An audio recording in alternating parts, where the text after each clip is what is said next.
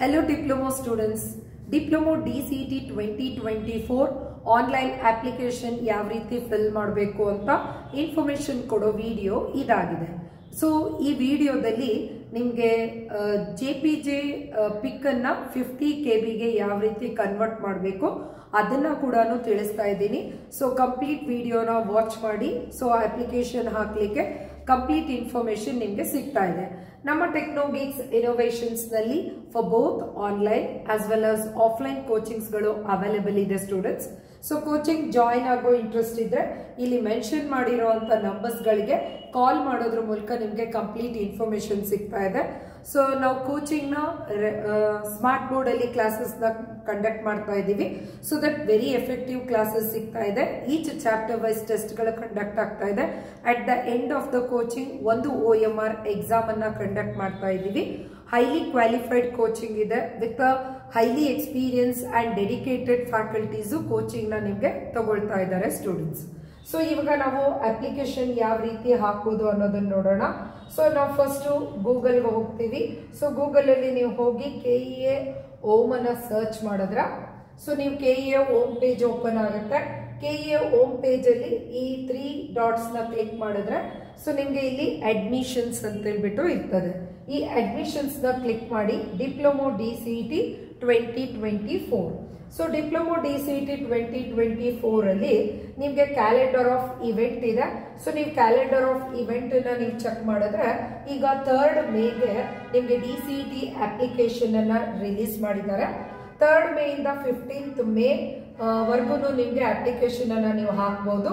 18th May ಒಳಗಡೆಗೆ ನೀವು online application fees ಅನ್ನ ಫಿಲ್ ಮಾಡಬೇಕಾಗ್ತದೆ ಸ್ಟೂಡೆಂಟ್ಸ್. ಇನ್ನು ಅವರು ಎಕ್ಸಾಮ್ ಅನ್ನ ಯಾವಾಗ ಕಂಡಕ್ಟ್ ಮಾಡ್ತೀವಿ ಅಂತ ಹೇಳ್ಬಿಟ್ಟು ಡೇಟ್ ಅನ್ನ ಇನ್ನೂ ಅನೌನ್ಸ್ ಮಾಡಿಲ್ಲ. But not in the KEA website. So ಒಂದು ಇಂಟರ್ವ್ಯೂ ಅಲ್ಲಿ ರಮ್ಯಾ ಮೇಡಮ್ KEA ನಿರ್ದೇಶಕರಾದ ರಮ್ಯಾ ಮೇಡಮ್ ಈಗಾಗಲೇ ಜೂನ್ 9ಕ್ಕೆ ಆನ್ಲೈನ್ ಎಕ್ಸಾಮ್ ಅನ್ನ ಕಂಡಕ್ಟ್ ಮಾಡೋ ಪ್ಲಾನ್ ಅಲ್ಲಿ ಇದೀವಿ ಅಂತ ಹೇಳ್ಬಿಟ್ಟು ಇನ್ಫಾರ್ಮೇಶನ್ ತಿಳಿಸಿದ್ದಾರೆ ಸ್ಟೂಡೆಂಟ್ಸ್. ಸೊ ಹಾಗಾಗಿ ಎಕ್ಸಾಮ್ ತುಂಬಾ ಹತ್ರದಲ್ಲಿದೆ. ಎಕ್ಸಾಮ್ಗೆ ಚೆನ್ನಾಗಿ ಪ್ರಿಪರೇಷನ್ಸ್ ಮಾಡಿ. ಕೋಚಿಂಗ್ ನೆಸೆಸಿಟಿ ಇದ್ರೆ ನಮ್ಮ ಟೆಕ್ನೋಗಿಕ್ಸ್ ಇನೋವೇಷನ್ಸ್ಗೆ ಕಾಂಟ್ಯಾಕ್ಟ್ ಮಾಡಬಹುದು ಸ್ಟೂಡೆಂಟ್. ಇನ್ನು ಯಾರೆಲ್ಲ ಹೊರನಾಡು ಕನ್ನಡಿಗ ಇದ್ದೀರಾ ಮತ್ತು ಗಡಿನಾಡು ಕನ್ನಡಿಗಸ್ ಇದ್ದೀರಾ ಇವರು ನೀವು ಬೆಂಗಳೂರಲ್ಲೇ ಮಾತ್ರನೇ ಎಕ್ಸಾಮ್ ಅನ್ನ ಕಂಡಕ್ಟ್ ತಗೊಳ್ಬೇಕಾಗತ್ತೆ. ಹಾಗಾಗಿ ಅಪ್ಲಿಕೇಶನ್ ಅಲ್ಲಿ ನೀವು ಸೆಲೆಕ್ಷನ್ ಮಾಡುವಾಗ ನಿಮ್ಗೆ ಇಷ್ಟ ಬಂದಂತ ಪ್ಲೇಸ್ ಅನ್ನ ಸೆಲೆಕ್ಟ್ ಮಾಡೋ ಹಾಗಿಲ್ಲ. ಹೊರನಾಡು ಕನ್ನಡಿಗಸ್ ಮತ್ತು ಗಡಿನಾಡು ಕನ್ನಡಿಗ ಯಾರಿದ್ದೀರಾ ಅವರು ನೀವು ಬ್ಯಾಂಗ್ಳೂರ್ನೇ ಸೆಲೆಕ್ಟ್ ಮಾಡ್ಕೋಬೇಕಾಗತ್ತೆ ಸ್ಟೂಡೆಂಟ್ಸ್. ಸೊ ಇನ್ನು ಇವಾಗ ಇದ್ರ ಜೊತೆಗೆ ನಿಮ್ಗೆ ಇಲ್ಲಿ DCET 2024 ಇನ್ಫಾರ್ಮೇಶನ್ ಬುಲೆಟಿನ್ ಅಂತ ಹೇಳ್ಬಿಟ್ಟು ನಿಮ್ಗೆ ಸಿಗ್ತದೆ. ಸೊ ಈ ಇನ್ಫಾರ್ಮೇಶನ್ ಬುಲೆಟಿನ್ ನೀವು ಚೆಕ್ ಮಾಡಿದ್ರೆ ನಿಮ್ಗೆ ಇದು ಟೋಟಲ್ 77 ಪೇಜಸ್ ಇದೆ PDF. ಈ 77 ಪೇಜಸ್ ಅಲ್ಲಿ ನಿಮ್ಗೆ CETಗೆ ಬೇಕಾದಂತ ಕಂಪ್ಲೀಟ್ ಇನ್ಫಾರ್ಮೇಶನ್ ಈ PDF ಅಲ್ಲಿ ಇದೆ. Both Kannada as well as English ಅಲ್ಲಿ ಇದೆ. ಸೊ ಇದನ್ನ ನೀವು ರೆಫರ್ ಮಾಡಿ. ಇದ್ರಲ್ಲಿ ಏನ್ ಹೇಳ್ತಾರೆ ಇದೇ ರೂಲ್ ಅನ್ನ KEA ಅವರು ಫಾಲೋ ಮಾಡೋದು. ಓಕೆ, ಸೊ ಈಗ ನೋಡೋಣ application online link. So application online link ಅನ್ನ ಓಪನ್ ಮಾಡಿದ್ರೆ ಈಗಾಗಲೇ ಇಲ್ಲಿ ಸ್ಟಾರ್ಟಿಂಗ್ ಹೇಳಿದ್ದಾರೆ ಅಪ್ಲಿಕೇಶನ್ ಹಾಕುವುದಕ್ಕಿಂತ ಮುಂಚೆ ನೀವು ಈ ಎಲ್ಲ ಡಾಕ್ಯುಮೆಂಟ್ಸ್ ನ ರೆಡಿ ಇಟ್ಕೋಬೇಕು. ನಿಮ್ಮ 10th ಸ್ಟ್ಯಾಂಡರ್ಡ್ ಮಾರ್ಕ್ಸ್ ಕಾರ್ಡ್ ಇರಬೇಕು. ಅದು ನೀವು ಅಪ್ಲಿಕೇಶನ್ ಅನ್ನ ರಿಜಿಸ್ಟ್ರೇಷನ್ ಮಾಡ್ಕೊಳ್ಳೋದಕ್ಕೆ ನಿಮ್ಗೆ ಅಪ್ಲಿಕೇಶನ್ ಯಾವುದು SLC ರಿಜಿಸ್ಟ್ರೇಷನ್ ನಂಬರ್ ಬೇಕಾಗುತ್ತೆ. ಜೊತೆಗೆ ನಿಮ್ಮ ಡೇಟ್ ಆಫ್ ಬರ್ತ್ ಇರಬೇಕಾಗುತ್ತೆ. ಒಂದ್ಸರಿ ರಿಜಿಸ್ಟರ್ ಮಾಡಿದ್ರೆ ಸೊ ಈ ವರ್ಷಕ್ಕೆ ಫೈನಲ್. ಸೊ ಮತ್ತೆ ಈ ವರ್ಷ ಮತ್ತೆ ಮಾಡ್ಲಿಕ್ಕೆ ಸಾಧ್ಯ ಆಗೋದಿಲ್ಲ. ಸೊ ಮಾಡುವಾಗ ಅಪ್ಲಿಕೇಶನ್ ಹಾಕುವಾಗ ಪ್ರಾಪರ್ ಇನ್ಫಾರ್ಮೇಶನ್ ಅನ್ನ ಅಪ್ಲೈ ಮಾಡಿ ಸ್ಟೂಡೆಂಟ್ಸ್. ಇನ್ನು ಯಾರೆಲ್ಲ PUC ಬೇಸ್ ಮೇಲೆ ಇಂಜಿನಿಯರ್ ಡಿಪ್ಲೊಮಾಗ್ ಬಂದಿದ್ರಿ ಸೊ ನೀವು PUCದು ಇನ್ಫಾರ್ಮೇಶನ್ ಅನ್ನ ಫಿಲ್ ಮಾಡ್ಬೇಕಾಗತ್ತೆ. ಇನ್ನು ನಿಮ್ಮ ಹತ್ರ ರಿಸರ್ವೇಶನ್ಸ್ ಗಳೇನಾದ್ರೂ ಇದ್ರೆ ಆ ರಿಸರ್ವೇಶನ್ ಸರ್ಟಿಫಿಕೇಟ್ಸ್ ಗಳು ಅವುಗಳ RD ನಂಬರ್ಸ್ ಗಳನ್ನ ನೋಟ್ ಮಾಡಿಟ್ಕೊಳ್ಳಿ. ಜೊತೆಗೆ ನಿಮ್ಗೆ ಏನಂತ ಅಂದ್ರೆ ಸೊ ಇಲ್ಲಿ ಹೇಳ್ತಾ ಇದಾರೆ ಹೈಸ್ಕೂಲ್ ಮಾರ್ಕ್ಸ್ ಕಾರ್ಡು PUCದಾಯ್ತು. All reservation certificates with RD number. So ನಿಮ್ಮ ಸ್ಟೂಡೆಂಟ್ ಡೀಟೇಲ್ಸ್ಗೆ ನಿಮ್ದು ಒಂದು ಪಾಸ್ಪೋರ್ಟ್ ಸೈಜ್ ಪಿಕ್ ಇರಬೇಕು. ಸೊ ಆದಷ್ಟು ವೈಟ್ ಬ್ಯಾಕ್ ಗ್ರೌಂಡ್ ಇದ್ದು passport size recent pic soft copy ಇರಬೇಕು. ಅದು ನಿಮ್ಗೆ JPG ಫಾರ್ಮ್ ಅಲ್ಲಿ ಇದ್ದು 50 ಕಿಲೋಬೈಟ್ ಆಫ್ ಸೈಜ್ ಅಲ್ಲಿ ಇರಬೇಕು. ಇದನ್ನ ಯಾವ ರೀತಿ ಕನ್ವರ್ಟ್ ಮಾಡಬೇಕು ಅಂತಾನು ನಾನು ತಿಳಿಸ್ತೀನಿ ಸ್ಟೂಡೆಂಟ್ಸ್.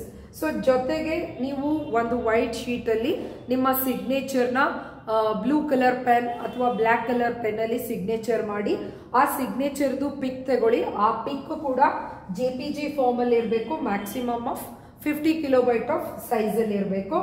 ಜೊತೆಗೆ ಸಿಗ್ನೇಚರ್ ಆಯ್ತು, ಲೆಫ್ಟ್ ಥಂಬ್ ಇಂಪ್ರೆಷನ್ ಇರಬೇಕು.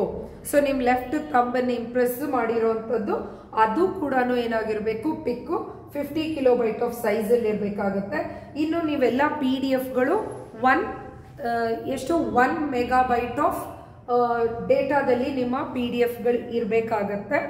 50 ಮೆಗಾಬೈಟ್ 5 ಮೆಗಾಬೈಟ್ ಅಲ್ಲಿ. ಸೊ ನಿಮ್ಮ PDF ಗಳು 5 ಮೆಗಾಬೈಟ್ ಅಲ್ಲಿ ನಿಮ್ಮ PDF ಗಳನ್ನ ನೀವು ಸೇವ್ ಮಾಡ್ಕೋಬೇಕು.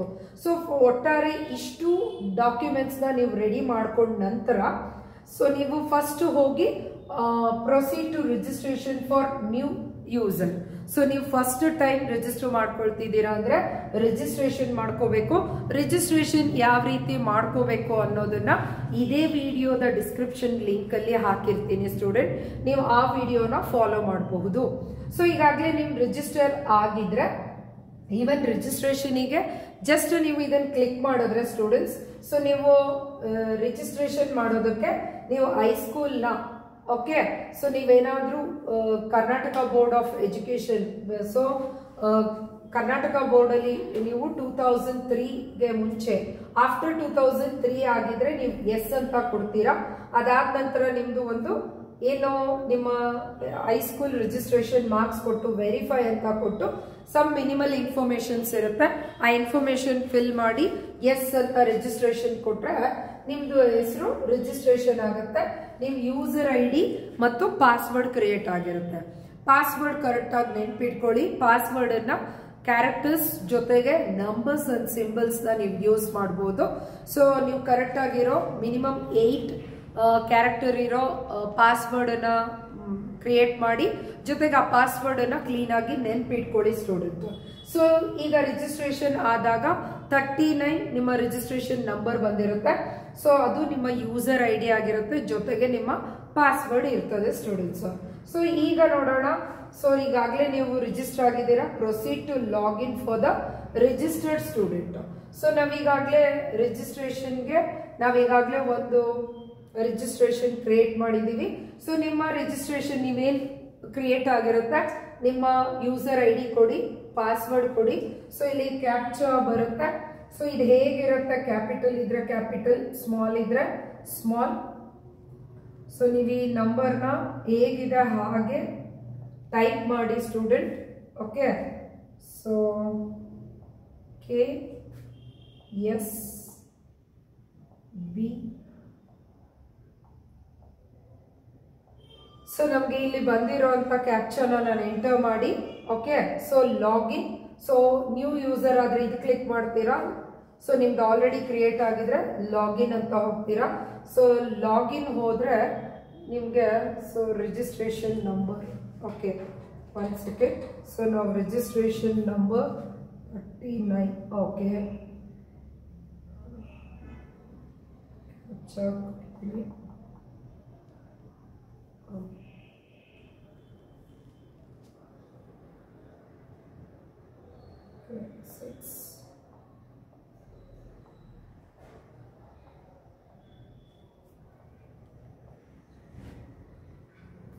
ಸೊ ಸರಿಯಾದ ರೀತಿ ಹಾಕಿ ಲಾಗಿನ್ ಮಾಡಿ. ಸೊ ಲಾಗಿನ್ ನೀವು ಕರೆಕ್ಟ್ ಆಗಿ ಲಾಗಿನ್ ಕೊಟ್ರೆ ಸೊ ನಿಮ್ ಲಾಗಿನ್ ಫಸ್ಟ್ ಪೇಜ್ ಬಂದು ಸೊ ಟೋಟಲಿ ನೀವು ಇಷ್ಟು ಸೊ ಟೋಟಲಿ 7 ಪೇಜಸ್ ಇದೆ, 1 to 7 ಪೇಜಸ್. ಸೊ ಈ general details, eligibility class, reservation, study details, bank details, documents upload, course details, payment, application print. So ನೀವು ಇಷ್ಟನ್ನು ನೀವು 1 by 1 ಮಾಡಬೇಕು. ಪಾರ್ಷಿಯಲ್ ಇನ್ಪುಟ್ ನ ನೀವು ಪ್ರೊವೈಡ್ ಮಾಡಿದ್ರೆ ನಿಮ್ಗೆ ಅದು ನೆಕ್ಸ್ಟ್ ಪೇಜ್ಗೆ ಹೋಗೋದಿಲ್ಲ. ಸೊ ಫಸ್ಟ್ ಜನರಲ್ ಡೀಟೇಲ್ಸ್, ನೀವೇನ್ ರಿಜಿಸ್ಟ್ರೇಷನ್ ನೀವು ಎಂಟ್ರಿ ಆಗಿದ ತಕ್ಷಣನೇ ನಿಮ್ ರಿಜಿಸ್ಟ್ರೇಷನ್ ನಂಬರ್, ನಿಮ್ ಹೆಸರು, ನಾನು ಇಲ್ಲಿ ಒಂದು ಜಸ್ಟ್ ಒಂದು ಎಕ್ಸಾಂಪಲ್ ಆಫ್ ಸ್ಟೂಡೆಂಟ್ ನಂಬರ್ ತಗೊಂಡಿದೀವಿ. ಸೊ ಇದು ಜಸ್ಟ್ ಸಮ್ ಡಮ್ಮಿ ಇನ್ಫಾರ್ಮೇಶನ್ ನಾನು ಇಲ್ಲಿ ಆಡ್ ಮಾಡ್ತಾ ಇದ್ದೀನಿ. ಸೊ ಹಾಗಾಗಿ ಸೊ ಇದು ಬೈ ಡಿಫಾಲ್ಟ್ ಆಗಿ ಫೆಚ್ ಮಾಡುತ್ತೆ. ನೀವೇನು ಇದನ್ನ ಎಂಟ್ರಿ ಮಾಡೋ ನೆಸೆಸಿಟಿ ಇಲ್ಲ. ನಿಮ್ಮ ರಿಜಿಸ್ಟರ್ ನಂಬರು, ನಿಮ್ಮ ಹೆಸರು, ಪೇರೆಂಟ್ಸ್ ನೇಮು, ಓಕೆ, ನಿಮ್ಮ ಫೋನ್ ನಂಬರ್, ಪ್ರಾಪರ್ ಆಗಿರೋ ಸ್ಟೂಡೆಂಟ್ ಫೋನ್ ನಂಬರ್ ಕೊಡಿ, ಒಂದು ಇಮೇಲ್ ಐ ಡಿ ಕೊಡಿ, ನಿಮ್ದು ಯಾವ ಡಿಸ್ಟ್ರಿಕ್ಟ್ ಇದೆ ಅಂದರೆ ನೀವು ಎಜುಕೇಷನ್ ನೀವು ಕರೆಂಟ್ಲಿ ಯಾವ ಡಿಸ್ಟ್ರಿಕ್ಟ್ ಇದ್ದೀರಾ, ತಾಲೂಕ್ ಇದ್ದೀರಾ, ಪಿನ್ ಕೋಡ್, ಸೊ ಇದೆಲ್ಲದನ್ನ ಕೊಡಿ. ನೀವು ಎಂಟ್ರಿ ಮಾಡಬೇಕಾಗಿರೋದು ಇಷ್ಟೇ students. So email I D entry ಮಾಡ್ತೀರಾ, ಸ್ಟೇಟನ್ನ ಎಂಟ್ರಿ ಮಾಡ್ತೀರಾ, ಡಿಸ್ಟ್ರಿಕ್ಟ್ನ ಎಂಟ್ರಿ ಮಾಡ್ತೀರಾ, ತಾಲೂಕ್ನ ಎಂಟ್ರಿ ಮಾಡಬೇಕು, ಅಡ್ರೆಸ್ ಶಾರ್ಟ್ ಫಾರ್ಮ್ ಅಲ್ಲಿ ಅಡ್ರೆಸ್ ಕೊಡಿ, ಸೊ ಪಿನ್ ಕೋಡು, ಅದಾದ್ಮೇಲೆ ವಿದ್ಯಾರ್ಹತೆ, ಸೊ ನಿಮ್ಮ ಕ್ವಾಲಿಫಿಕೇಶನ್ ಬಂದು ಡಿಪ್ಲೊಮಾ, ನ್ಯಾಷನಾಲಿಟಿ ಇಂಡಿಯನ್ ಕೊಡಿ, ನಿಮ್ಮ ರಿಲಿಜಿಯನ್ ಯಾವ್ದಿರುತ್ತೆ ನೀವು ಸೆಲೆಕ್ಟ್ ಮಾಡ್ಕೊಂಡ್ರೆ ಹಿಂದೂ, ಕ್ರಿಶ್ಚಿಯನ್, ಮುಸ್ಲಿಂ ಯಾವ್ದಿರುತ್ತೆ ಸೊ ಅದು ಕೊಡಿ. ನಿಮ್ಮ ಮದರ್ ಟಂಗ್ ಯಾವ್ದು ಬೇಕೋ ಅದನ್ನ ಇಲ್ಲಿ ಸೆಲೆಕ್ಟ್ ಮಾಡ್ಕೊಳ್ಳಿ. ಸಪೋಸ್ ಸ್ಟೂಡೆಂಟ್ ಏನಾದರೂ ಮ್ಯಾರಿಡ್ ಆಗಿದ್ರೆ ಸೊ ನೀವು ಮ್ಯಾರಿಡ್ ಕ್ಲಿಕ್ ಮಾಡಬೇಕಾಗತ್ತೆ. ಯೂಶಲಿ ಸ್ಟೂಡೆಂಟ್ಸು ಮ್ಯಾರಿಡ್ ಆಗಿರಲ್ಲ. ಯಾರೆಲ್ಲ ಮ್ಯಾರಿಡ್ ಆಗಿರ್ತೀರಾ, ಮ್ಯಾರಿಡ್ ಆದ್ಮೇಲೆ ಇಲ್ಲಿ ಸ್ಪೌಸ್ ನೇಮ್ ಅಂದ್ರೆ ಸೊ ಮೇಲ್ ಕ್ಯಾಂಡಿಡೇಟ್ ಆಗಿದ್ರೆ ಅವ್ರ ವೈಫ್ ಹೆಸರು ಕೊಡ್ಬೇಕಾಗಿರುತ್ತೆ, ಫಿಮೇಲ್ ಕ್ಯಾಂಡಿಡೇಟ್ ಆಗಿದ್ರೆ ಅವರ ಹಸ್ಬೆಂಡ್ ನೇಮ್ ಅನ್ನ ಇಲ್ಲಿ ಸ್ಪೌಸ್ ನೇಮ್, ಅವರ ಪೇರ್ ನೇಮ್ ಯಾರು ಇರ್ತಾರೆ ಅವ್ರ ನೇಮ್ ಕೊಡ್ಬೇಕಾಗತ್ತೆ. ಸೊ ಸ್ಟೂಡೆಂಟ್ಸ್ ನಿಮ್ ಮದ್ವೆ ಆಗಿಲ್ಲ ಅಂದ್ರೆ ನೀವು ಸಿಂಗಲ್ ಕೊಡಿ. ಸೊ ಅದಾದ ನಂತರ ಈ ಎಲ್ಲಾ ಡೇಟಾ ಸರಿಯಾಗಿದೆನಾ ಅಂತ ಒನ್ಸ್ ಚೆಕ್ ಮಾಡ್ಕೊಳ್ಳಿ ಸ್ಟೂಡೆಂಟ್ಸ್. ಸೊ ಚೆಕ್ ಆದ ನಂತರ ಏನ್ ಮಾಡ್ತೀರಾ, ಸೇವ್ ಅಂತ ಕೊಡಬೇಕು. ಸೊ ಸೇವ್ ಅಂತ ಕೊಟ್ಟಾಗ ಜನರಲ್ ಡೀಟೇಲ್ಸ್ ಸೇವ್ ಸಕ್ಸಸ್ಫುಲಿ ಅಂತ ಬರ್ತದೆ ಸ್ಟೂಡೆಂಟ್ಸ್. ಸೊ ಸೇವ್ ಆದ ನಂತರನೇ ನೆಕ್ಸ್ಟ್ ಪೇಜ್ಗೆ ಮೂವ್ ಆಗುತ್ತೆ. ಜೊತೆಗೆ ನಿಮ್ಗೆ ಈ ಕಡೆಗೆ ಜನರಲ್ ಡೀಟೇಲ್ಸ್ ನಿಮ್ ಸೇವ್ ಆಗಿದ ತಕ್ಷಣ ಇಲ್ಲಿಗೆ ಬರುತ್ತೆ. ಸೊ ನೀವು ಇಲ್ಲಿ ಮೇಲೆ ನೋಡಬಹುದು. ಸೊ ಜನರಲ್ ಡೀಟೇಲ್ಸ್ ಅಲ್ಲಿ ಇವಾಗ ಇದೆ. ಸೊ ಈಗ ಇದು ನೆಕ್ಸ್ಟ್ ಪೇಜ್ಗೆ ಮೂವ್ ಆಗುತ್ತೆ. ನೆಕ್ಸ್ಟ್ ಪೇಜ್ ಅಂತ ಹೇಳಿ ಕೊಟ್ಟಾಗ ಎಲಿಜಿಬಿಲಿಟಿ ಕ್ಲಾಸ್ ಗೆ ಮೂವ್ ಆಗುತ್ತೆ. ಸೊ ಎಲಿಜಿಬಿಲಿಟಿ ಕ್ಲಾಸ್ ಅಲ್ಲಿ ಬಂದು ಮೊದಲನೇ ಕ್ವೆಶ್ಚನ್ ಅವ್ರು ಕೇಳೋದು, so total number of years studied in Karnataka from first standard to final year diploma. 1ನೇ ತರಗತಿಯಿಂದ ಡಿಪ್ಲೊಮೊವರೆಗೂ ಟೋಟಲ್ ಎಷ್ಟು ವರ್ಷಗಳು ನೀವು ಕರ್ನಾಟಕದಲ್ಲಿ ಓದಿದ್ದೀರಾ ಅಂತ ಹೇಳ್ಬಿಟ್ಟು ಕೌಂಟ್ ಮಾಡಿ ಆ ನಂಬರ್ನ ಸ್ಪೆಸಿಫಿಕ್ ಆಗಿ ಕೊಡಿ. ಬೇಸ್ಡ್ ಆನ್ ದಟ್ ನಿಮಗೆ ಕ್ಲಾಸಸ್ಗಳು ಅದೇ ಫೆಚ್ ಮಾಡುತ್ತೆ. ಸೊ ಇಲ್ಲಿ ನಂಬರ್ಸ್ನ ಮಿಸ್ ಮಾಡಬೇಡಿ. ಸೊ ಫಸ್ಟ್ ಸ್ಟ್ಯಾಂಡರ್ಡ್ ಟು ಡಿಪ್ಲೊಮೊವರೆಗೂ ಕರ್ನಾಟಕದಲ್ಲಿ ಓದಿದ್ರೆ ಟೋಟಲ್ 10+3 13 ಇಯರ್ಸ್ ಆಗುತ್ತೆ. ನೀವು ಡಿಪ್ಲೊಮೋನ ಯಾವ ಬೋರ್ಡಲ್ಲಿ ಬರ್ದಿದ್ದೀರಾ ಅಂದ್ರೆ board of technical education. So ನೀವು ಇಲ್ಲಿ ಕ್ಲಿಕ್ ಮಾಡ್ಕೊಂಡ್ರೆ ನಿಮ್ದು ಯಾವ್ದಿರುತ್ತೆ ಸೊ ನೀವು ಅದನ್ನ ಕ್ಲಿಕ್ ಮಾಡಬೇಕಾಗತ್ತೆ. So board of technical education Bangalore. So ಅದಾದ ನಂತರ which branch you have studied in diploma, ನೀವು ಯಾವ ಬ್ರಾಂಚ್ ನ ಓದಿರ್ತೀರಾ ಸೊ ನೀವು ಆ ಬ್ರಾಂಚ್ ನ ನೋಡ್ಕೊಂಡು ಸೆಲೆಕ್ಟ್ ಮಾಡಬೇಕಾಗತ್ತೆ. ಸೊ ಸಿವಿಲ್ ಓದಿದ್ರೆ ಜನರಲ್ ಅಂತ ಹೇಳಿ ಇರುತ್ತೆ, ಆರ್ಕಿಟೆಕ್ಚರ್ ಬೇರೆ ಎಲ್ಲ ಇನ್ನೂ ಇರುತ್ತೆ. ಸೊ ಡಿಪ್ಲೊಮೊ ರಿಜಿಸ್ಟರ್ ನಂಬರ್, ನಿಮ್ಮ ಡಿಪ್ಲೊಮೊ ರಿಜಿಸ್ಟರ್ ನಂಬರ್ ಏನಿದೆ ಅದನ್ನ ಕೊಡ್ತೀರಾ. Year of completion of diploma, so year of completion of diploma ಈ ವರ್ಷ ಕಂಪ್ಲೀಟ್ ಆಗ್ತಾ ಇದೆ 2024 ಅಲ್ಲಿ ಕ್ಲಿಕ್ ಮಾಡಬೇಕಾಗುತ್ತೆ. In which district you have completed diploma, ಯಾವ ಡಿಸ್ಟ್ರಿಕ್ಟ್ ಅಲ್ಲಿ ನೀವು ಡಿಪ್ಲೊಮೊನ ಕಂಪ್ಲೀಟ್ ಮಾಡಿದೀರಾ ಅಂತ ಕೇಳುತ್ತೆ. ಸೊ ನೀವು ಇದನ್ನ ತಗೋಬೇಕಾಗುತ್ತೆ. ಇದಾದ ನಂತರ ನೀವು details of diploma college, so ನೀವು ಯಾವ ಕಾಲೇಜಲ್ಲಿ ಓದಿದ್ದೀರಾ, private college, aided college, government of Karnataka. So ನೀವು ಯಾವ ಕಾಲೇಜಲ್ಲಿ ಓದಿದ್ದೀರಾ ಅನ್ನೋದನ್ನ ನೀವು ಕಾಲೇಜನ್ನ ನೀವು ತಗೋಬೇಕಾಗುತ್ತೆ. ಗೊತ್ತಾಗುತ್ತೆ ನಿಮಗೆ ಗವರ್ಮೆಂಟ್ ಕಾಲೇಜಾ ಏಡೆಡ್ ಕಾಲೇಜಾ ಅಂತ ಹೇಳ್ಬಿಟ್ಟು. ಸೊ ಅದಾದ ನಂತರ did you appear the CET exam earlier to this year. So ಇದಕ್ಕೆ ಮುಂಚೆ ನೀವೇನಾದ್ರೂ DCET ಅಂದ್ರೆ ಲಾಸ್ಟ್ ಇಯರ್ DCET ಅಪ್ಲೈ ಮಾಡಿ so due to some reasons ನೀವು ಹೋಗ್ದಲೆ ಮತ್ತೆ ಈ ವರ್ಷ ಅಪ್ಲೈ ಮಾಡ್ತಾ ಇದ್ರೆ ಎಸ್ ಅಂತ ಕೊಡಬೇಕು. ಇದೇ ಫಸ್ಟ್ ಟೈಮ್ ನೀವು DCET ಬರೀತಾ ಇದ್ರೆ ನೋ ಅಂತ ಕೊಡಿ.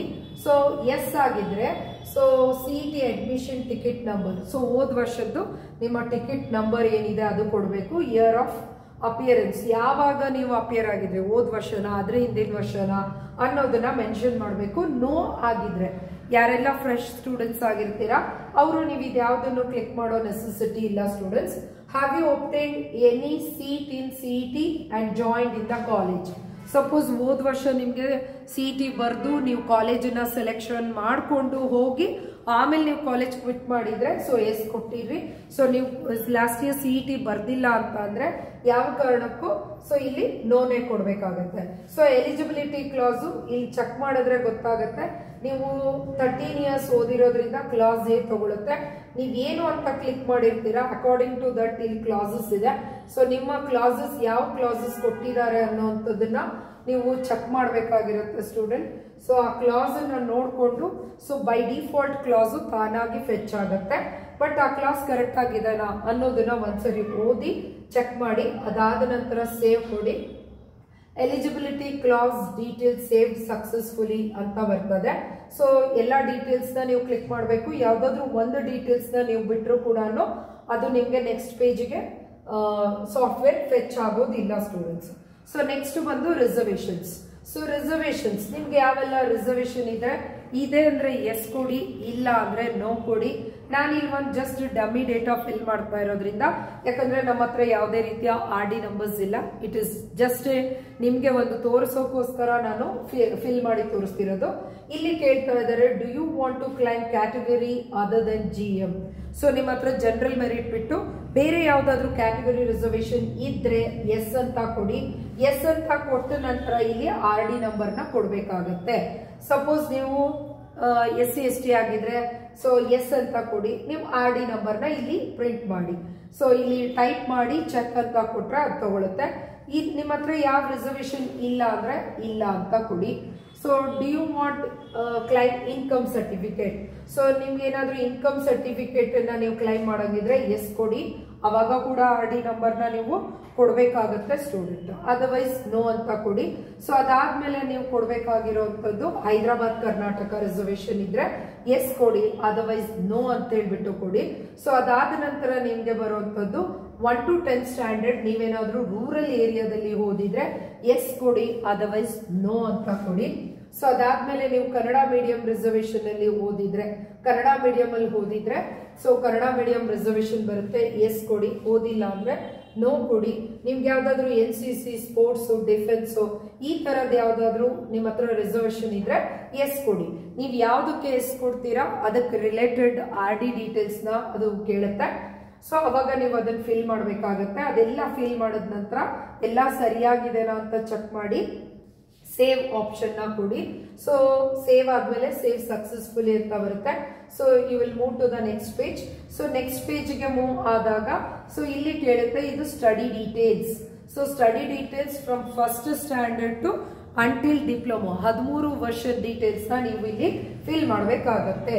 ಸೊ ನೀವು ಫಸ್ಟ್ ಸ್ಟ್ಯಾಂಡರ್ಡ್ ಯಾವಾಗ ಅನ್ನೋದನ್ನ ಇಲ್ಲಿ ಫಸ್ಟ್ ಸ್ಟ್ಯಾಂಡರ್ಡ್ ಬರೀಬೇಕು. ಫಸ್ಟ್ ಸ್ಟ್ಯಾಂಡರ್ಡ್ ಯಾವಾಗ ಪಾಸ್ ಆಗಿದ್ದೀರಾ ಆ ಇಯರ್ ಅನ್ನ ಮೆನ್ಷನ್ ಮಾಡಿ. ಯಾವ ಬೋರ್ಡ್ ಅಲ್ಲಿ ಫಸ್ಟ್ ಸ್ಟ್ಯಾಂಡರ್ಡ್ ಎಕ್ಸಾಮ್ ನ ತಗೊಂಡಿದ್ದೀರಾ ಸೊ ಅದನ್ನ ನೀವು ಕ್ಲಿಕ್ ಮಾಡಿ. ಇಲ್ಲಿ ಕೇಳುತ್ತೆ ಅದು ಸೊ ನೀವು CBSE ನ ಕರ್ನಾಟಕ ಬೋರ್ಡ ಯಾವುದು ಅನ್ನೋದು ಕೇಳುತ್ತೆ. ಸೊ ಅದಾದ್ಮೇಲೆ ಯಾವ ಡಿಸ್ಟ್ರಿಕ್ಟ್ ಅಲ್ಲಿ ಓದಿದ್ದೀರಾ ಅಂತ. ಸೊ ಒಂದು ಡೇಟಾ ಫಿಲ್ ಆದ ನಂತರ ಸೊ ನೀವು ಯಾವ ಸ್ಕೂಲ್ ನೇಮ್ ಅಂತ ಕೊಡಿ. ಮೊದಲು ಫಸ್ಟ್ ಸ್ಟ್ಯಾಂಡರ್ಡ್ ಯಾವ ಸ್ಕೂಲ್ ಅಲ್ಲಿ ಓದಿದ್ದೀರಾ. ಸೊ ಆಡ್ ಸ್ಟಡಿ ಡೀಟೇಲ್ಸ್ ಅಂತ ಕೊಟ್ರೆ ಒಂದು ಡೇಟಾ ಬಂದು ಇಲ್ಲಿ ಫಿಲ್ ಆಗುತ್ತೆ. So first standard 2011 Davanagere Bapuji school Davanagere. So Karnataka state of board. So ಒಂದು ಇಲ್ಲಿ ಡೇಟಾ ಅಪಿಯರ್ ಆಗುತ್ತೆ. ಆಡ್ ಸ್ಟಡಿ ಡೀಟೇಲ್ಸ್ ಕೊಟ್ರೆ ನೆಕ್ಸ್ಟ್ ಸೆಕೆಂಡ್ ಸ್ಟ್ಯಾಂಡರ್ಡ್ ಇಂದು ಇದೇ ರೀತಿ ಕಂಟಿನ್ಯೂಸ್ ಆಗಿ ನೀವು ಮಾಡ್ತಾ ಹೋಗ್ರಿ. ನಿಮ್ಮ ಫಸ್ಟ್ ಸ್ಟ್ಯಾಂಡರ್ಡ್ ಇಂದ ಡಿಪ್ಲೊಮಾ 3 ಇಯರ್ಸ್ ಇಷ್ಟು ಡೇಟಾನು ನೀವು ಇಲ್ಲಿ ಕಂಟಿನ್ಯೂಸ್ ಆಗಿ ಫೆಚ್ ಆಡ್ ಮಾಡ್ತಾ ಹೋಗ್ಬೇಕು ಸ್ಟೂಡೆಂಟ್. ಎಲ್ಲದನ್ನ ಆಡ್ ಮಾಡೋವರೆಗೂ ನಿಮಗೆ ಬ್ಯಾಕ್ ಇರುತ್ತೆ, ನೆಕ್ಸ್ಟ್ ಆಪ್ಷನ್ ಸಿಗೋದಿಲ್ಲ. ಅಷ್ಟು ಕಂಪ್ಲೀಟ್ ಆಡ್ ಮಾಡಿದ ನಂತರ ನಿಮ್ಗೆ ನೆಕ್ಸ್ಟ್ ಆಪ್ಷನ್ ಅಂತ ಹೇಳ್ಬಿಟ್ಟು ಸಿಗ್ತದೆ ಸ್ಟೂಡೆಂಟ್. ಸೊ ನೆಕ್ಸ್ಟ್ ಆಪ್ಷನ್ ಬಂದಾಗ ನೀವು ಬ್ಯಾಂಕ್ ಡೀಟೇಲ್ಸ್ ನ ಕ್ಲಿಕ್ ಮಾಡ್ಬೇಕಾಗತ್ತೆ. ಬ್ಯಾಂಕ್ ಡೀಟೇಲ್ಸ್ ಸ್ಟೂಡೆಂಟ್ ನೇಮ್ ಅಲ್ಲಿ ಇದ್ರೆ it will be very good. Suppose ನಿಮ್ಮ ಹತ್ರ ನಿಮ್ ಬ್ಯಾಂಕ್ ಅಕೌಂಟ್ ಡೀಟೇಲ್ಸ್ ಇಲ್ಲ ಅಂದ್ರೆ ನಿಮ್ ಪೇರೆಂಟ್ಸ್ ಇದ್ರೆ parents account holder name, account name, bank name ಯಾವುದು, ಆ ಬ್ಯಾಂಕ್ ಯಾವ ಬ್ರಾಂಚ್ ಅಲ್ಲಿ ಇದೆ, IFSC ಕೋಡು, account details.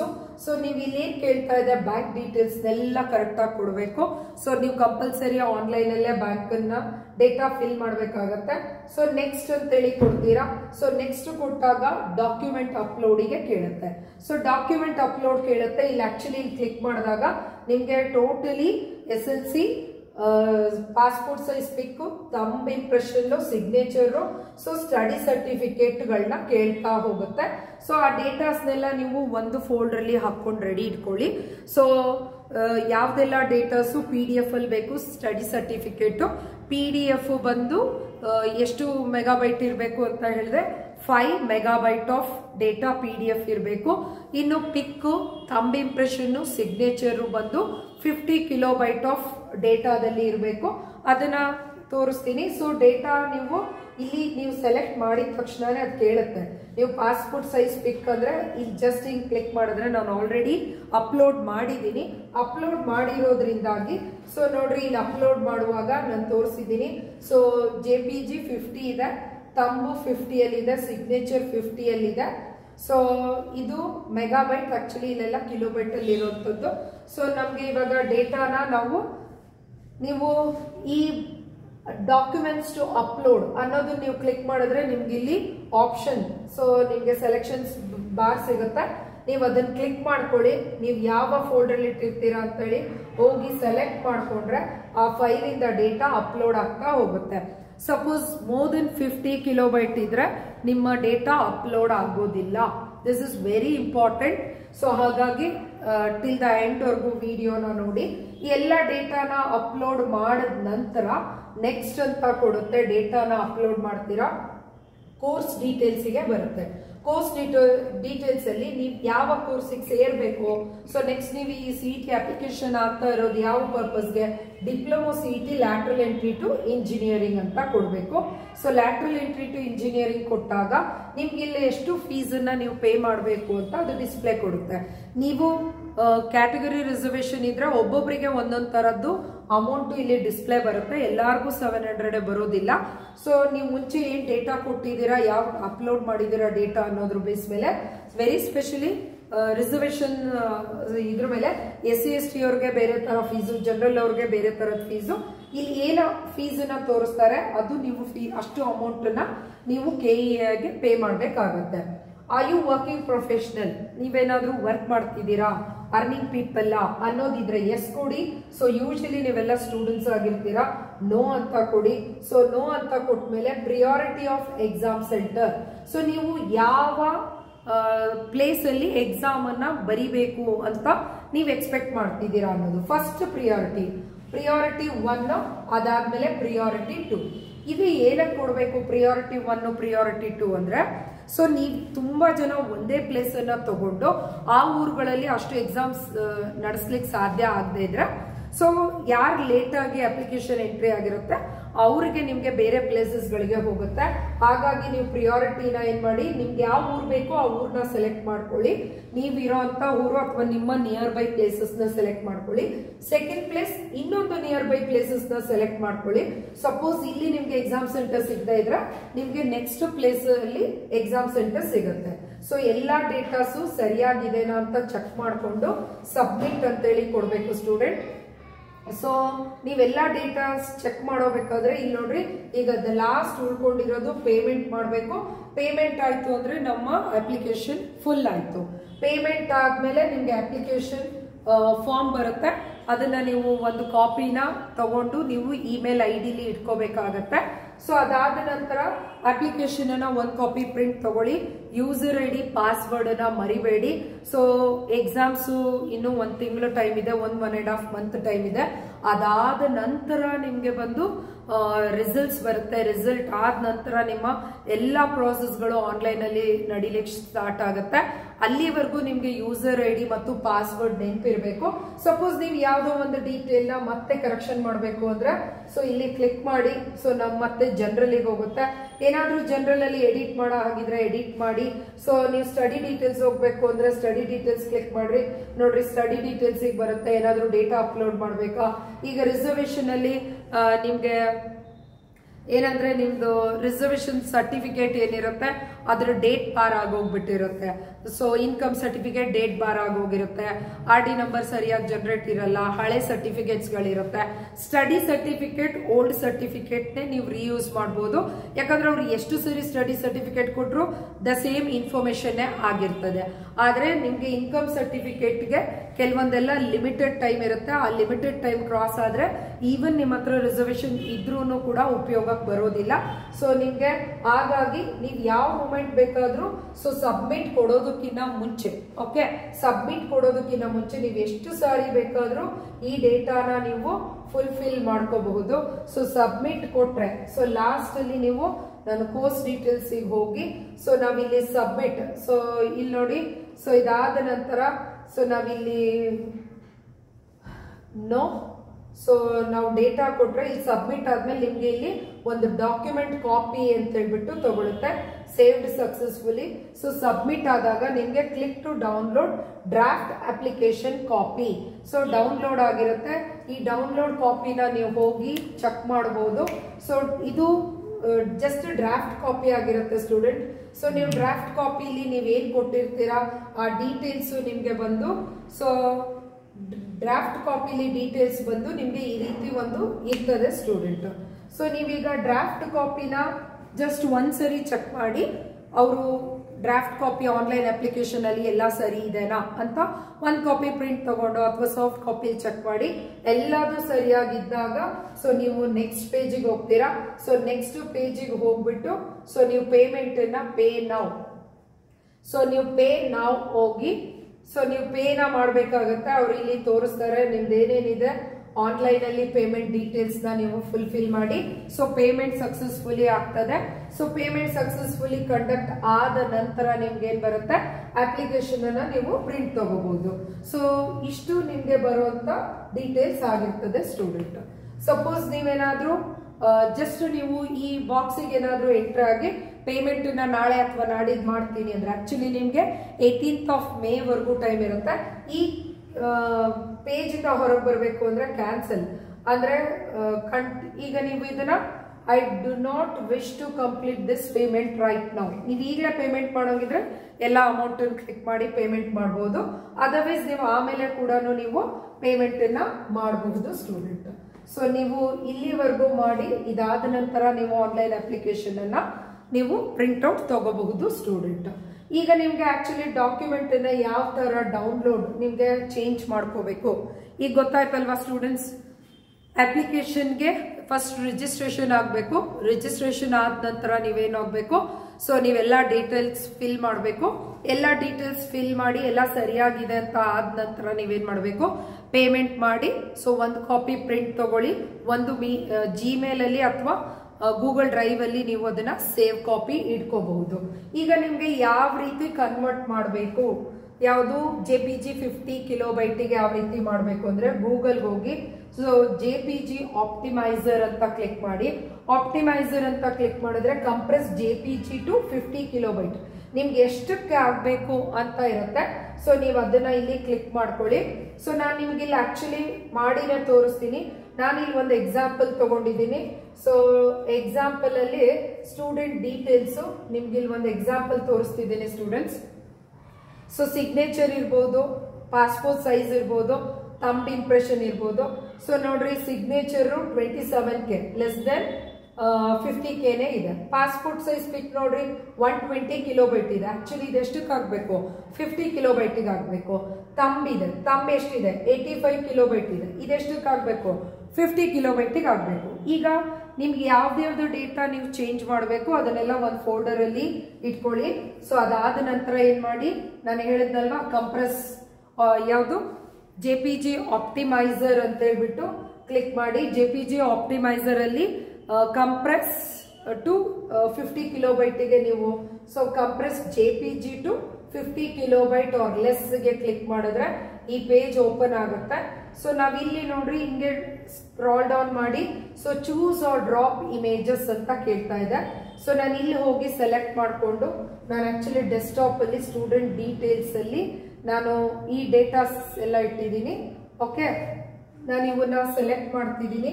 Okay, so ಯಾವ್ದೆಲ್ಲ select ಮಾಡ್ತಿದ್ದೀನಿ ಇದಷ್ಟನ್ನು ಸೆಲೆಕ್ಟ್ ಮಾಡೇ ತೋರಿಸ್ತೀನಿ ಇಷ್ಟು ಪಿಕ್ಸ್ಗಳನ್ನ. ಓಕೆ, ಇಷ್ಟು ಪಿಕ್ಸ್ ನನ್ಗೆ ಯಾವ್ದೆಲ್ಲ ಪಿಕ್ಸ್ ಬೇಕೋ ಅಷ್ಟು ಪಿಕ್ಸ್ ನ ಅಟ್ ಎ ಟೈಮ್ ಸೆಲೆಕ್ಟ್ ಮಾಡಿಕೊಂಡು ಓಪನ್ ಕೊಟ್ಟಿದ್ದೀನಿ. ಸೊ ಈಗೇನಾಯ್ತು, ಎಲ್ಲ ಪಿಕ್ಸ್ಗಳು ಇಲ್ಲಿ ಬಂದಿದೆ ನೋಡ್ರಿ. ಸಿಗ್ನೇಚರ್ ಬಂತು, ಸ್ಟೂಡೆಂಟ್ ಪಿಕ್ ಬಂತು. ನಾವು ಯಾವ್ಯಾವ ಪಿಕ್ ಹಾಕಿದೀವಿ ಎಲ್ಲ ಪಿಕ್ಗಳು ಇಲ್ಲಿ ಬಂದಿದೆ. ಸೊ ಕರೆಂಟ್ಲಿ ಅದು ಎಷ್ಟು ಸೈಜ್ ಇದೆ, 26, 120, 126, 141, 138, 84 ಸೊ ಇದೆ. ಸೊ ಇಲ್ಲಿ ಕಂಪ್ರೆಸ್ ಅಂತ ಕೇಳ್ತಾ ಇದೆ. ಎಸ್, ಕಂಪ್ರೆಸ್ ಟು 50 ಕಿಲೋಬೈಟ್ ಅಂತ ಹೇಳ್ಬಿಟ್ಟು ನೀವು ಕ್ಲಿಕ್ ಮಾಡಿ. ಸೊ ಕಂಪ್ರೆಸ್ ಅಂತ ಕೇಳಿದ್ಮೇಲೆ ಸೊ ಕಂಪ್ರೆಸ್ ಆಯ್ತು, ಫ್ರಾಕ್ಷನ್ಸ್ ಆಫ್ ಸೆಕೆಂಡ್ ಅಲ್ಲಿ ಕಂಪ್ರೆಸ್ ಆಗ್ಬಿಡುತ್ತೆ. ಸೊ ನೋಡ್ರಿ 26 ಇರೋದು 24 ಆಗಿದೆ, 120 ಇರೋದು 44 ಆಗಿದೆ, 125 ಇರೋದು 41 ಆಗಿದೆ, 141 ಇರೋದು 43 ಆಗಿದೆ, 138 ಇರೋದು 47 ಆಗಿದೆ, 84 ಇರೋದು 49. ಸೊ ಪ್ರತಿಯೊಂದೂ ನಮಗೆ ಲೆಸ್ ದೆನ್ 50 ಕಿಲೋಬೈಟ್ ಆಫ್ ಡೇಟಾಗೆ ಏನಾಗಿದೆ, ಕಂಪ್ರೆಸ್ ಆಯ್ತು. ಕಂಪ್ರೆಸ್ ಆದ್ಮೇಲೆ ಏನ್ ಮಾಡಬೇಕು, ಡೌನ್ಲೋಡ್. ಸೊ ನೀವು ಡೌನ್ಲೋಡ್ ಅಂತ ಆಪ್ಷನ್ ಅನ್ನ ನೀವು ಇಲ್ಲಿ ಕ್ಲಿಕ್ ಮಾಡಿದ್ರೆ ಸೊ ಪ್ರತಿಯೊಂದು ಇಂಡಿವಿಜುವಲ್ ಆಗಿ ಡೌನ್ಲೋಡ್ ಆಪ್ಷನ್ ಕೊಡಿ. ಡೌನ್ಲೋಡ್ ಆದಾಗ ಸೊ ನೀವು ನಿಮ್ಮ ಫೋಲ್ಡರ್ಗೆ ಹೋಗಿ ಡೌನ್ಲೋಡ್ ಡಾಕ್ಯುಮೆಂಟ್ಸ್ ಅಲ್ಲಿ ಹೋಗ್ಬಿಟ್ಟು ಚೆಕ್ ಮಾಡಿ ಸ್ಟೂಡೆಂಟ್ಸ್. ನೀವೇನ್ ನೇಮ್ ಕೊಟ್ಟಿರ್ತೀರಲ್ವಾ ಆ ನೇಮಿಗೆ JPG ಆಪ್ಟಿಮೈಸರ್ ಅಂಡರ್ಸ್ಕೋರ್ ಅಂತ ಹೇಳ್ಬಿಟ್ಟು ಸೇಮ್ ಕಾಪೀಸು ಡೌನ್ಲೋಡ್ ಅಲ್ಲಿ ನಿಮಗೆ ಬರುತ್ತೆ. 50, 48, 44, 42, 45, 45, 25. ಸೊ ಇಷ್ಟು ಕಂಪ್ರೆಸ್ ಆಗಿರುವಂತ ಡೇಟಾ ಸಿಗುತ್ತೆ. ಈ ಕಂಪ್ರೆಸ್ ಆಗಿರೋ ಡೇಟಾನ ನೀವೇನ್ ಮಾಡಬಹುದು, ನೀವು ಡೈರೆಕ್ಟ್ ಆಗಿ KEA ವೆಬ್ಸೈಟ್ಗೆ ಅಪ್ಲೋಡ್ ಮಾಡಬಹುದು. ಸೊ ಈಗ ಕಂಪ್ಲೀಟ್ ನಿಮಗೆ ಅಪ್ಲಿಕೇಶನ್ ಯಾವ ರೀತಿ ಹಾಕಬೇಕು, ಜೊತೆಗೆ ಅಪ್ಲಿಕೇಶನ್ ಹಾಕೋದಿರ್ಬೋದು, ಕನ್ವರ್ಷನ್ ಮಾಡೋವಂಥದ್ದಿರ್ಬೋದು, ಕಂಪ್ಲೀಟ್ ಡೀಟೇಲ್ಸ್ ಕೊಟ್ಟಿದ್ದೀವಿ. ಈವನ್ ರಿಜಿಸ್ಟ್ರೇಷನ್ಗೆ ಕೂಡ ಡೀಟೇಲ್ಸ್ಗಳನ್ನ ನಿಮಗೆ ಕೊಟ್ಟಿದ್ದೀವಿ ಸ್ಟೂಡೆಂಟ್. ಸೊ ನಿಮಗೆ ನಮ್ಮ ಟೆಕ್ನೋಗಿಕ್ಸ್ ಇನೋವೇಷನ್ಸ್ನಲ್ಲಿ ನಾವು ಈಗಾಗಲೇ ಬ್ಯಾಚಸ್ಗಳನ್ನ ಶುರು ಮಾಡಿದ್ದೀವಿ. ಈಗ ಹೊಸ ಬ್ಯಾಚಸ್ಸು ಕಮಿಂಗ್ ಫ್ರೈಡೆಯಿಂದ ಶುರು ಆಗ್ತಾ ಇದೆ. ಕೋಚಿಂಗ್ ಜಾಯಿನ್ ಆಗೋ ಇಂಟ್ರೆಸ್ಟ್ ಇದ್ರೆ ಇಲ್ಲಿ ಮೆನ್ಷನ್ ಮಾಡಿರುವಂಥ ನಂಬರ್ಸ್ಗಳಿಗೆ ಕಾಲ್ ಮಾಡಿ. ನಮ್ಮಲ್ಲಿ both online as well as offline ಕೋಚಿಂಗ್ಸ್ಗಳು ಅವೈಲೇಬಲ್ ಇದೆ. ಸೊ ಜೊತೆಗೆ ಈಚ್ ಚಾಪ್ಟರ್ ಮೇಲೆ ಟೆಸ್ಟ್ ಅನ್ನ ಕಂಡಕ್ಟ್ ಮಾಡ್ತಾ ಇದ್ದೀವಿ. ಅಟ್ ದ ಎಂಡ್ ಅಲ್ಲಿ ಒಂದು OMR ಎಕ್ಸಾಮ್ ಕಂಡಕ್ಟ್ ಆಗುತ್ತೆ. ವೆರಿ ಸ್ಪೆಷಲಿ ಮ್ಯಾಥಮೆಟಿಕ್ಸ್ಗೆ 20 years of mathematics old question papers ನ ಕ್ಲಾಸಲ್ಲೇ ಟೀಚರ್ಸ್ ಸಾಲ್ವ್ ಮಾಡಿಸ್ತಾ ಇದ್ದಾರೆ. ಎಲ್ಲ engineering faculties, highly experience dedicated faculties coaching ತಗೊಳ್ತಾ ಇದ್ದಾರೆ. 100% ಕ್ವಾಲಿಟಿ ಕೋಚಿಂಗ್ ಇದೆ. ಸ್ಮಾರ್ಟ್ ಬೋರ್ಡ್ ನ ಯೂಸ್ ಮಾಡಿ ಕ್ಲಾಸಸ್ ಮಾಡೋದ್ರಿಂದ ವೆರಿ ಎಫೆಕ್ಟಿವ್ ಕ್ಲಾಸಸ್ ಸಿಗ್ತಾ ಇದೆ. 100% ಸಿಲೆಬಸ್ ನ ಕಂಪ್ಲೀಟ್ ಮಾಡ್ತಾ ಇದೀವಿ. ಇನ್ನು ನಮ್ಮ ಟೆಕ್ನೋಗಿಕ್ಸ್ ಇನೋವೇಷನ್ಸ್ ನಲ್ಲಿ DCET 2022 ಅಲ್ಲಿ ಮೊಹಮ್ಮದ್ ಸೈಫ್ ಅಲಿ ಶೇಖ್ ಅಂತ ಹೇಳಿ ಸೊ ಸ್ಟೇಟಿಗೆ ಫಸ್ಟ್ ರ್ಯಾಂಕ್ ತಗೊಂಡಿದ್ದಾರೆ. So thousands of students the best rank ಇನ್ನ ತಗೊಂಡಿದ್ದಾರೆ ಸ್ಟೂಡೆಂಟ್ಸ್. ಈ ಇನ್ಫಾರ್ಮೇಶನ್ ನಿಮ್ಮ ಫ್ರೆಂಡ್ಸ್ ಗ್ರೂಪ್ ಮತ್ತೆ ಕಾಲೇಜ್ ಗ್ರೂಪ್ಗಳಲ್ಲಿ ಶೇರ್ ಮಾಡಿ. ಸೊ ಚಾನಲ್ ಅನ್ನ ಸಬ್ಸ್ಕ್ರೈಬ್ ಮಾಡ್ಕೊಳ್ರಿ, TGI ಚಾನಲ್ ಅನ್ನ. ಸೊ ನಿಮ್ಗೆ ಮುಂದೆ ಈ CET ರಿಲೇಟೆಡ್ ಸಾಕಷ್ಟು ಇನ್ಫಾರ್ಮೇಶನ್ಸ್ಗಳು ಸಿಗುತ್ತೆ. ಸಾಕಷ್ಟು ಎಕ್ಸಾಂಪಲ್ ಪ್ರಾಬ್ಲಮ್ಸ್ಗಳ ವಿಡಿಯೋಸ್ಗಳು ಕೂಡ ಅವೈಲೇಬಲ್ ಇರ್ತದೆ students. Thank you for watching this video. This is Roopashree from Technogeeks innovations TGI DCET coaching centre.